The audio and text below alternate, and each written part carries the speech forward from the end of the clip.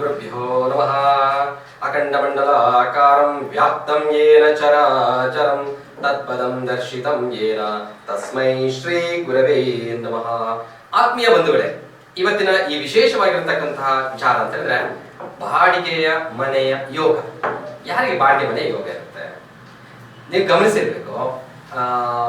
ಪ್ರತಿಯೊಬ್ಬ ವ್ಯಕ್ತಿನೂ ಸಹ ಅಷ್ಟೇ, ಕೆಲವರಿಗೆ ಬಾಡಿಗೆ ಮನೆಯಲ್ಲಿ ವಾಸ ಮಾಡ್ತಾ ಇರ್ತಾರೆ. ಬಾಡಿಗೆ ಮನೆ ಅಂತ ಹೇಳಿದ್ರೆ ಒಂಥರ ಏನೋ ಒಂಥರ ಕಂಫರ್ಟ್ ಝೋನ್, ಏನೋ ಒಂಥರ ಖುಷಿ. ಅಲ್ಲಿ ಸ್ವಂತ ಮನೆ ತಗೊಳ್ಬೇಕು ಅಂತ ಮೈಂಡಲ್ಲೇ ಇರೋದಿಲ್ಲ, ಅಥವಾ ಆ ಒಂದು ಆಲೋಚನೆನೂ ಬಂದಿರೋದಿಲ್ಲ, ಅಥವಾ ಆ ಒಂದು ಅದ್ರ ಬಗ್ಗೆ ಥಿಂಕೇ ಮಾಡಿರೋದಿಲ್ಲ. ಯಾಕಂದ್ರೆ ಆ ಬಾಡಿಗೆ ಮನೆಯಲ್ಲಿ ಅಷ್ಟು ಸೌಕರ್ಯ ಇರುತ್ತೆ. ಎಲ್ಲ ನೀರಿಂದ ಹಿಡಿದು ಅವರಿಗೆ ಪಾರ್ಕಿಂಗ್ ಇಂದ ಹಿಡಿದು ಎಲ್ಲ ಸೌಕರ್ಯ ಇರೋದ್ರಿಂದ ಅವರಿಗೆ ಆ ಕಂಫರ್ಟ್ ಝೋನ್ ಇಂದ ಹೊರಗೆ ಬರಬೇಕು, ಸ್ವಂತ ಮನೆ ಮಾಡಬೇಕು ಅನ್ನೋಂಥ ಮೆಂಟಾಲಿಟಿ ಇರೋದಿಲ್ಲ. ಹಾಗಾದ್ರೆ ಈ ರೀತಿಯ ಮನಸ್ಥಿತಿ ಯಾರಿಗಿರುತ್ತೆ, ಯಾವ ವ್ಯಕ್ತಿಗಳಿಗಿರುತ್ತೆ ಅಂತೇಳಿ ನಾವು ಸ್ವಲ್ಪ ಗಮನಿಸಬೇಕಾಗತ್ತೆ. ಒಂದು ಮನಸ್ಥಿತಿನ ನಾವು ಹೊರಗೆ ಬರಬೇಕಾಗತ್ತೆ ಸ್ನೇಹಿತರೆ. ಏನು ಅಂತ ಹೇಳಿದ್ರೆ, ಬಹುಮುಖ್ಯವಾಗಿ ಯಾರ ಜಾತಕದಲ್ಲಿ ಮನೆಗೆ ಕಾರಕನಾಗಿರ್ತಕ್ಕಂಥ ಗ್ರಹ ಏನಾದ್ರು ಉಚ್ಚಾಭಿಲಾಷಿ ಆಗಿದ್ರೆ ಅವರಿಗೆ ಸ್ವಂತ ಮನೆ ತಗೊಳ್ಳುವಂತಹ ಮೈಂಡೇ ಬರೋದಿಲ್ಲ ರೀ ಅವರಿಗೆ.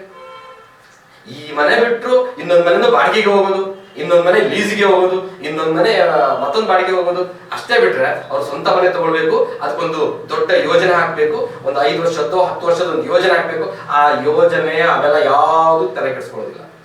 ಹಾಗಾದ್ರೆ ಅವರಿಗೆ ಆದಾಯ ಇರೋದಿಲ್ಲ, ಭಯಂಕರ ಆದಾಯ ಇರುತ್ತೆ, ಒಳ್ಳೆ ಆದಾಯ ಇರುತ್ತೆ.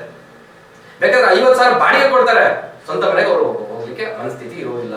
ಯಾಕೆ ಮನಸ್ಥಿತಿ ಇರೋದಿಲ್ಲ ಅಂತ ಹೇಳಿದ್ರೆ ಅವರ ಜಾತಕದಲ್ಲಿ ಕಾರಕತ್ವ ಆ ರೀತಿ ಇರುತ್ತೆ. ಹಾಗಾಗಿ ಅವರಿಗೆ ಬಾಡಿಗೆ ಮನೆ ಯೋಗ್ಯತೆ ಇರುತ್ತೆ, ಅವರಿಗೆ ಸ್ವಂತ ಮನೆ ಹೋಗ್ಲಿಕ್ಕೆ ಮನಸ್ಸೇ ಬರೋದಿಲ್ಲ. ಹಾಗಾಗಿ ಬಹುಮುಖ್ಯವಾಗಿ ನಾನು ಇವತ್ತು ನಿಮಗೆ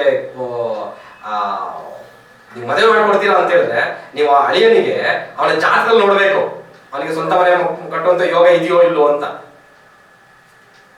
ಇದ್ರೆ ಮಾತ್ರ ನೀವು ಕೊಡಿ ಅಂತ ನಾನು ಹೇಳ್ತೀನಿ. ಅಂದ್ರೆ ಇದು ಒಂದು ವಿಚಾರ ತಾನೆ. ಹಾಗಾಗಿ ಈ ಬಾಡಿಗೆ ಮನೆ ಯೋಗನೇ ಇರುವಂತ ವ್ಯಕ್ತಿಗೆ ನೀವೆಲ್ಲ ಕೊಟ್ಟಂದ್ರೆ ಜೀವನ ಪರ್ಯಂತ ಬಾಡಿಗೆ ಮನೆಯಲ್ಲೇ ಇರ್ತಾರೆ. ಹಾಗಾಗಿ ಬಹುಮುಖ್ಯವಾಗಿ ಜಾತಕ ಪರಿಶೀಲನೆ ಮಾಡಿದಾಗ ಅವರಿಗೆ ಬಾಡಿಗೆ ಮನೆ ಯೋಗ ಇದೆಯಾ ಅಥವಾ ಸ್ವಂತ ಮನೆ ಯೋಗ ಇದೆಯಾ ಅಂತ ಎಲ್ಲ ಪರಿಶೀಲಿಸಬಹುದು. ಬಾಡಿಗೆ ಮನೆ ಇದ್ರೆ ಅವರು ಕೆಲವೊಂದು ಸಂಕಲ್ಪಗಳಿಂದ, ಕೆಲವೊಂದು ಆಧ್ಯಾತ್ಮಿಕ ಕಾರ್ಯಕ್ರಮಗಳಿಂದ ತಮ್ಮ ಯೋಗವನ್ನ ಬದಲಾಯಿಸಿಕೊಳ್ಳಬಹುದು. ಅದೇ ಹೇಳಿದಲ್ಲ, ಗುರು ಹಿಂದಿರಬೇಕು, ಗುರಿ ಮುಂದಿರಬೇಕು. ಇವರಿಗೆ ಮನೆ ಕಟ್ಟುವಂತ ಗುರಿನೇ ಇರೋದಿಲ್ಲ, ಆದ್ರೆ ಆ ಗುರಿಯನ್ನ ಬಿತ್ತಿಸುವಂತಹ ಒಬ್ಬ ಗುರು ಇದ್ರೆ ಖಂಡಿತ ಇವರು ಸ್ವಂತ ಮನೆಗೆ ಹೋಗುವಂತ ಸಾಧ್ಯತೆಗಳು ಬರಬಹುದು. ಇದಕ್ಕೆ ನಾನೊಂದು ಗೃಹ ನಿರ್ಮಾಣ ಸಂಕಲ್ಪ ಏನು ಕಾರ್ಯಕ್ರಮ ಮಾಡ್ತಾ ಇದ್ದೀನಿ, ಆ ಕಾರ್ಯಕ್ರಮಕ್ಕೆ ನೀವೆಲ್ಲ ಭಾಗವಹಿಸಿ. ಯಾರಿಗಿಲ್ಲಿ ಇಲ್ಲೇ ಇರಲಿ, ಭಗವಂತನ ಆಶೀರ್ವಾದ ನಿಮ್ಮ ಇದ್ರೆ ಸ್ವಂತ ನೀವು ಮನೆ ಮಾಡ್ತೀರಿ. ಹಾಗಾಗಿ ಆ ಭಗವಂತನ ಆಶೀರ್ವಾದ ಬೇಕಾದ್ರೆ ಒಬ್ಬ ಗುರು ನಿಮಗೆ ಮಾರ್ಗದರ್ಶನ ಕೊಡುವಂತ ಯೋಗ ಬೇಕು. ಹಾಗಾಗಿ ನಿಮಗೆ ಹೆಚ್ಚಿನ ಮಾಹಿತಿಗಾಗಿ ನನ್ನ ನಂಬರಿಗೆ ನೀವು ಕಮ್ಯುನಿಕೇಟ್ ಮಾಡಿ, ಮೆಸೇಜ್ ಮಾಡಿ, ಖಂಡಿತ ನಿಮಗೆ ಮಾರ್ಗದರ್ಶನ ನಾನು ಮಾಡ್ತೇನೆ ಅಂತ ಹೇಳ್ತಾ ಕಾರ್ಯಕ್ರಮ ಧನ್ಯವಾದಗಳು.